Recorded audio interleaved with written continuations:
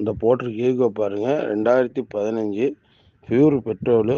Owner தான் 3. வண்டி ஒரிஜினாலிட்டியாக இருக்கும். ஷோரூம் கண்டிஷன், எந்த அடிபாடும் இல்லை. AC working. வண்டி நல்லாயிருக்கும், பார்த்துக்குங்க. லொக்கேஷன் கரூரில் பார்க்கணும். பாட்டி 290 சொல்கிறாங்க. வாங்க உட்காந்து முன்ன பேசிக்கலாம்.